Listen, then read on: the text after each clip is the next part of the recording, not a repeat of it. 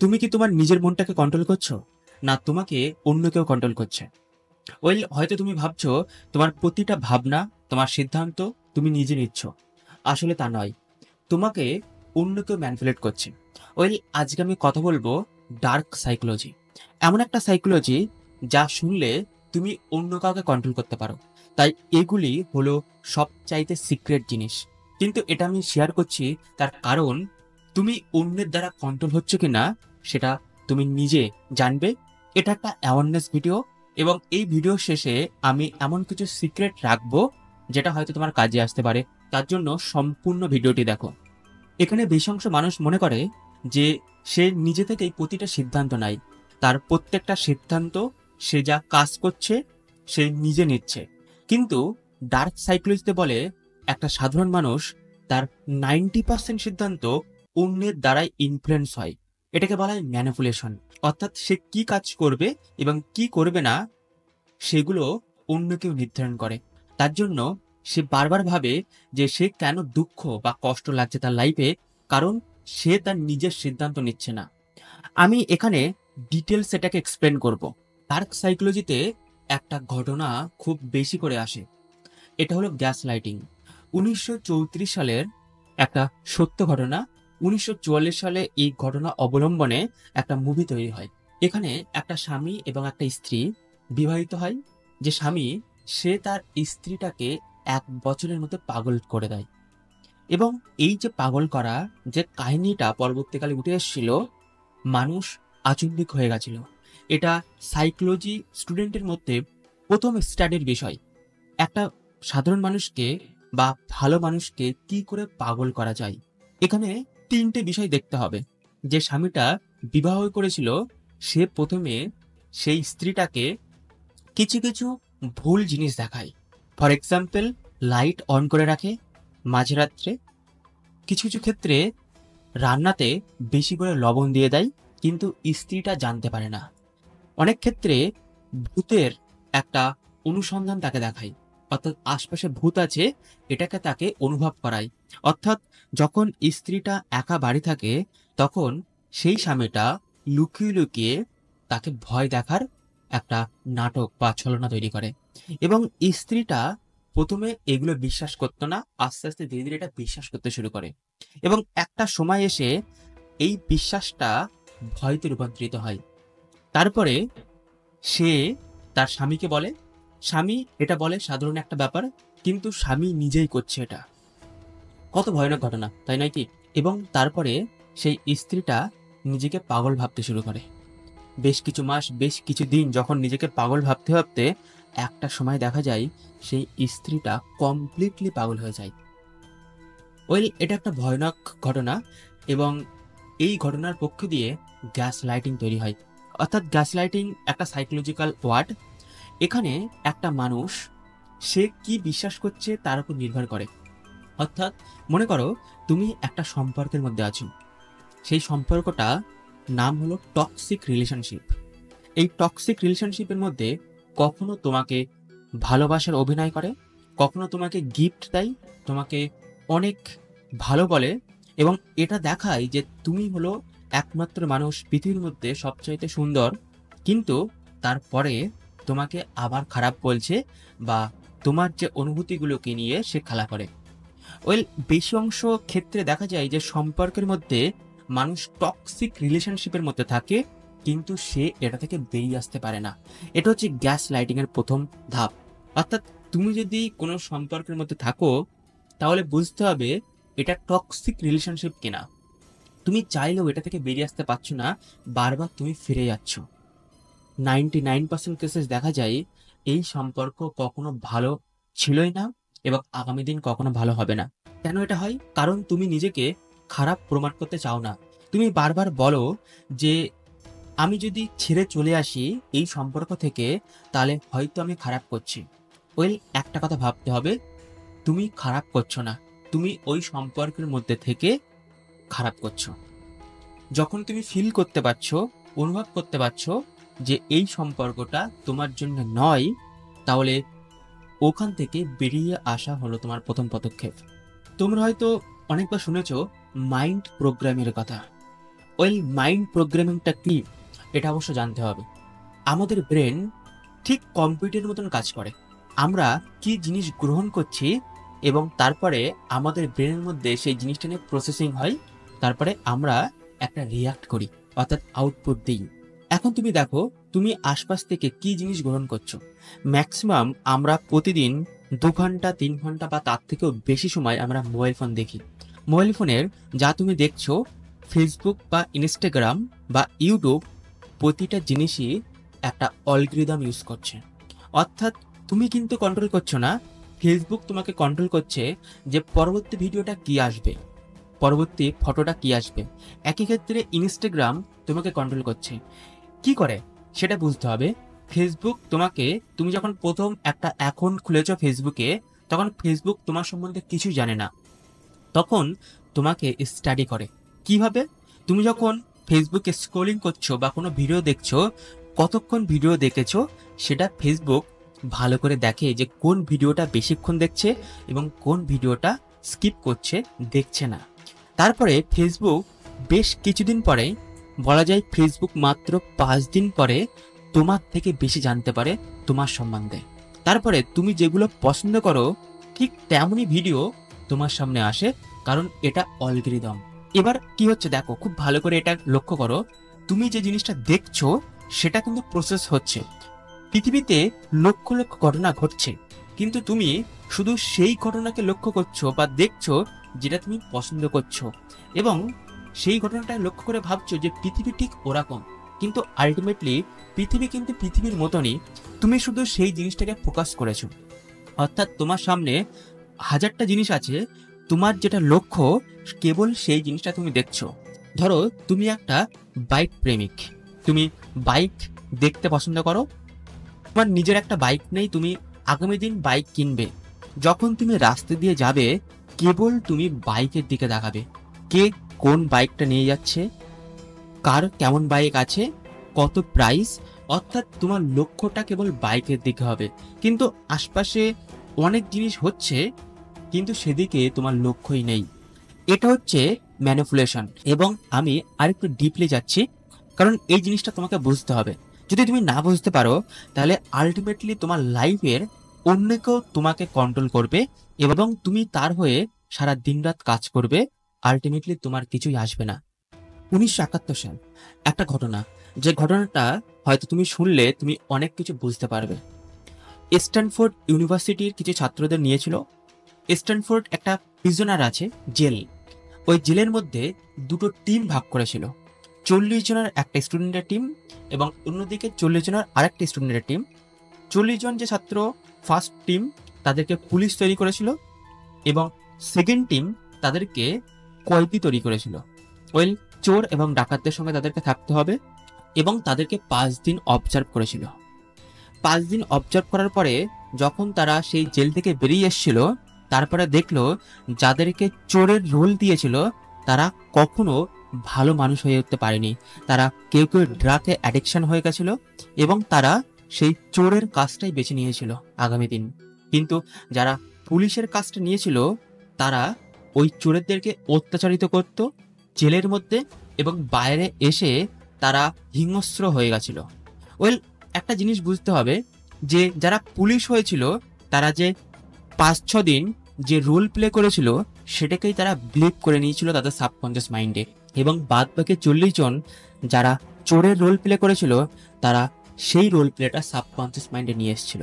একটা জিনিস ভাববে, তুমি যেটা বারবার শুনছো, জানছো বা বিশ্বাস করছো, আমাদের ব্রেন এটাকেই বিলিভ করে নেয়। যখন তোমার জন্ম হয়েছে, তুমি যে রিলিজনস এসছো, সেই রিলিজনস নিয়ে তুমি ভাবনা চিন্তা তোমার ব্রেনের মধ্যে এসছে, এবং তুমি বিলিভ করে নিয়েছো যে ওই রিলিজনটাই হচ্ছে সর্বশ্রেষ্ঠ রিলিজনস। তুমি যে ধর্মটা বিশ্বাস করেছো সেইটাই তোমার বেস্ট ধর্ম হয়ে গেছে। যে পার্টিটা তুমি বিশ্বাস করেছো, সেই পার্টির সম্বন্ধে তুমি ভালো ভালো কিছু শুনতে চাও, দেখতে চাও, সেই পার্টিটাকে তুমি বেস্ট ভাবছো। এগুলো হচ্ছে ম্যানিপুলেশন। একটা ছোট্ট এক্সাম্পল, ধরো তুমি একটা দোকানে গেছো এবং দোকানে তুমি একটা জিনিস কিনতে গেছো, কিন্তু দোকানে প্রচুর জিনিস আছে।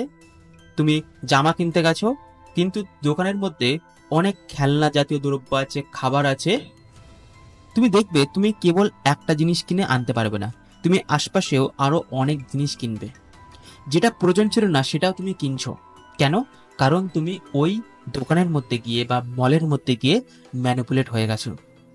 দোকান বা মল এমনভাবে সাজানো থাকে যেটা তুমি কেনার জন্য তোমার ব্রেন সিগন্যাল দেয়। এটা হচ্ছে সাইকোলজিক্যাল সিগন্যাল। তো এটা একটা ম্যানিপুলেশন। একটা ছোট্ট এক্সাম্পল দিলে তুমি হয়তো বুঝতে পেরেছো জিনিসটা কিভাবে ঘটছে। এবং একটা বড় লাইফের ক্ষেত্রে বড় ঘটনা হয়। বেশ অংশ ক্ষেত্রে দেখা যায় যে মানুষ প্রেশার ফিল করে ওভার কাজ করে।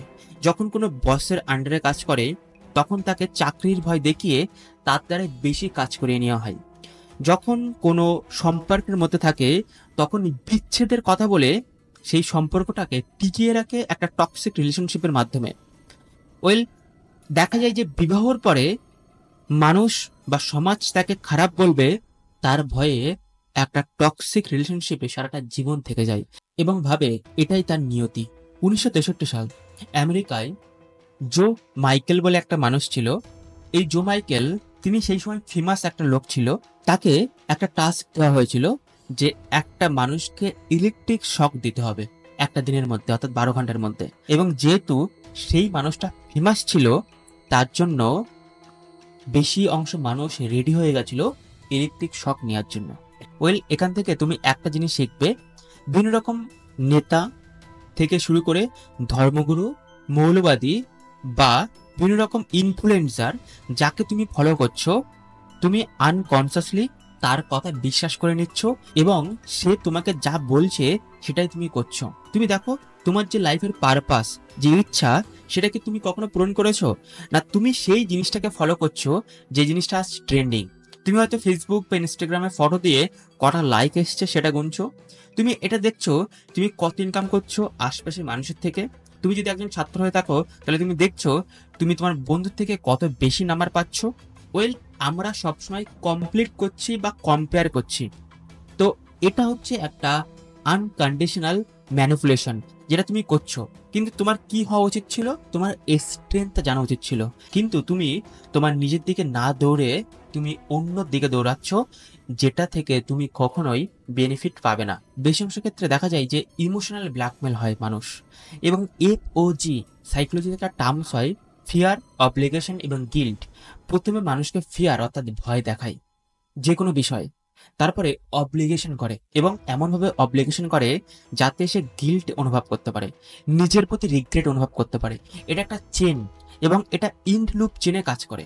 এখন তুমি তোমার লাইফটাকে দেখো, তোমার কোনো ফিয়ার আছে কিনা। যদি কোনো ভয় থাকে তাহলে সেই ভয়টা কতটা ইন্টেন্সিফাই সেটা দেখতে হবে।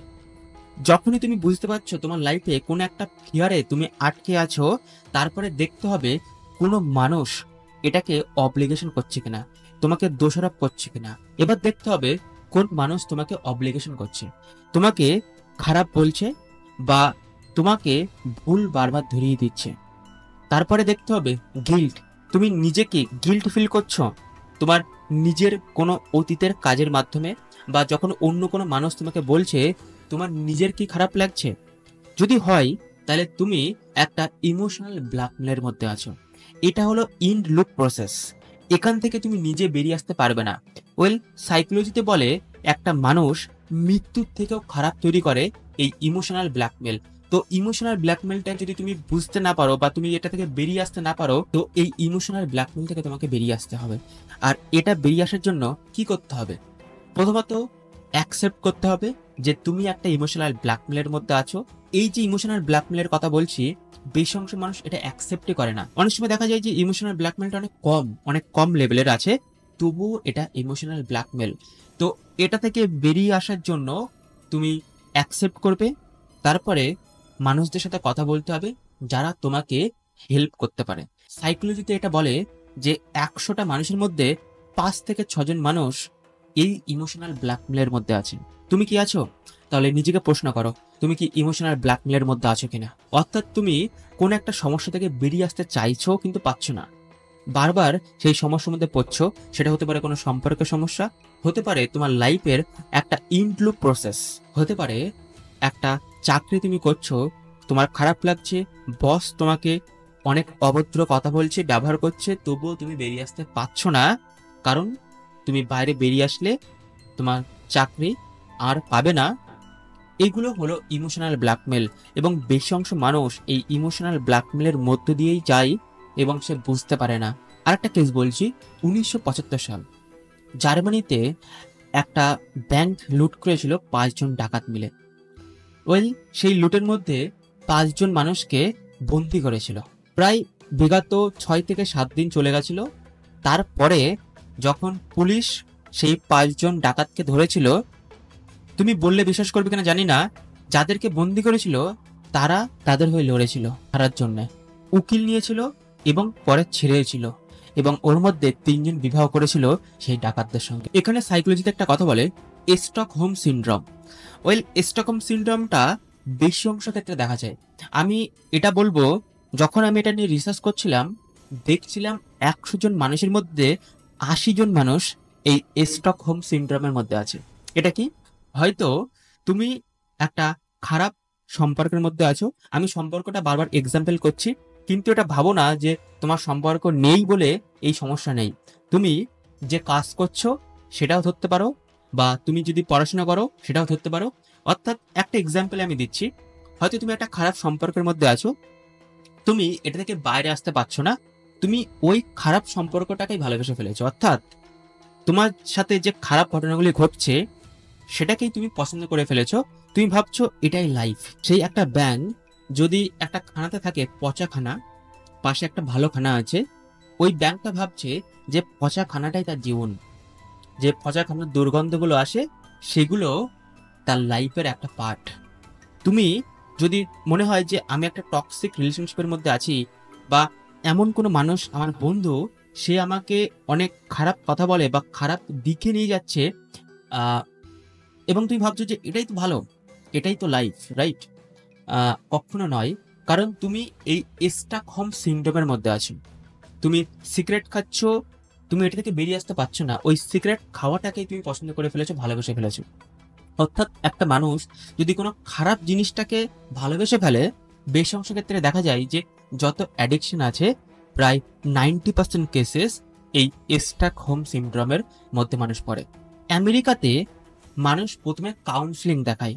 কোনো কিছু রোগ হওয়ার আগে, কিছু করার আগে মানুষ আগে দেখায় কাউন্সিলরকে। লাইফের প্রত্যেকটা প্রবলেমস আগে অবজার্ভ করতে হয়, এবং নিজে থেকে নিজের প্রবলেমটা অবজার্ভ করা খুব কঠিন হয়। তার জন্য একজন এক্সপার্ট, যে তোমাকে তোমার সাথে কথা বলে তোমার প্রবলেমটা বুঝবে। এই যে জিনিসটা, এটা ওয়েস্টার্ন কান্ট্রিতে চলে, কিন্তু আমার দেশে কোনো মানুষ যদি কোনো সাইকোলজিকে দেখায় বা সাইকিয়াট্রিস্টকে দেখায়, সে ভাবে পাগল না হলে কখনো দেখানো যায় না। এটা কিন্তু একদম নর্মাল জিনিস, একজন কাউন্সিলর কে দেখানো তার লাইফের কোনো প্রবলেমস নিয়ে।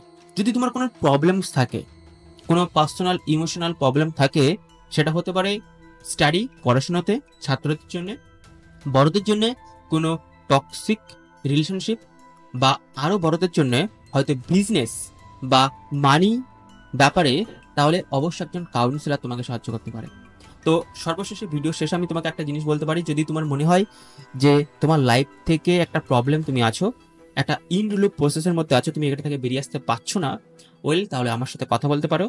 আমার সাথে কথা বলতে গেলে তুমি কমেন্টে লিখতে পারো, তোমার পার্সোনাল প্রবলেম কেবল তুমি জানো, এবং যখন আমি অ্যাজ এ অবজারভার হিসেবে তোমার সাথে কথা বলবো, আমি মাত্র 10 থেকে 15 মিনিটের মধ্যে তোমার প্রবলেমটা আমি বুঝতে পারবো, কারণ আমি এই বিষয় নিয়ে দীর্ঘদিন ধরে ট্রেনিং নিয়েছি, এবং আমি সাইকোলজি বুঝি, মানুষদেরকে শেখাই অবশ্য। তো একটা মানুষকে অবজার্ভ করলে বোঝা যায় যে মানুষটা কোথায় বা কোন প্রবলেমসের মধ্যে আছে। দেখা হচ্ছে পরবর্তী ভিডিওতে। এই ভিডিওটা হয়তো অনেক বড় হয়ে গেছে। আমি বলেছিলাম লাস্টে একটা তোমাকে রহস্য বলবো। এই রহস্যটা হচ্ছে, আমি বেশ কিছুদিন পরে এই ভিডিওর নিচে একটা লিংক দেব, এই লিংকে ক্লিক করলে তুমি একটা গিফট পাবে। এটাই হচ্ছে রহস্য, এবং সেই গিফটটা $1,000,000 গিফট। So thank you so much, have a great day.